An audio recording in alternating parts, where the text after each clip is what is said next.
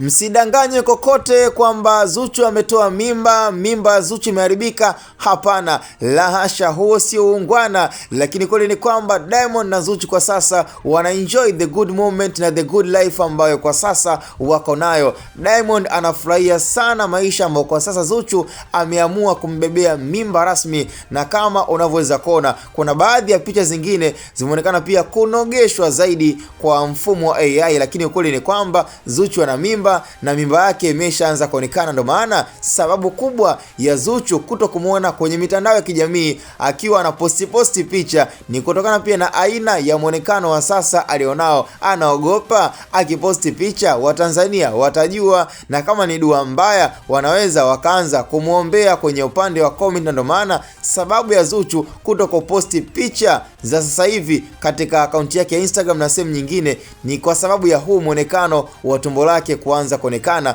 Kwa hiyo moja kwa moja wana enjoy the good moment, na tutegemee pia kwa sasa kumeshaanza kujitokeza majina tofauti. Kuna wengine wanamuita Mama Norin kwa sababu ni jina ambalo pia Diamond unaambiwa analipenda na akalisugesti, lakini moja kwa moja Diamond anatamani sana kupata mtoto wa kike, na ndio kitu ambacho kwa sasa pia kinamfanya aendelee kuwa karibu sana na mwanamke wake Zuhura. Yani kama ni kushinda nyumbani, anajitahidi sana kuweka yale mahaba ambayo Zuchu kwa sasa anafurahia, hata kama labda alikuwa na zile stress 2-3, lakini Zuchu kwa sasa maisha safi, anafurahia, mwanaume wake anampenda. Na kwa sasa pia ndoto ya Diamond kama kawaida ni kupata watoto wa kike wa kutosha. Ameanza na Tifa, lakini kwa sasa pia anaangalia kwa upande wa dada yetu Zuchu kwamba je, atampata mtoto wa kike, kwa sababu ndo mioyo ya Diamond Platnumz ni kupata watoto wa kike. Sasa mimi sina la ziada, ila cha msingi tukutane tu kwenye upande wa comment. Hapa ni Hatboy Media.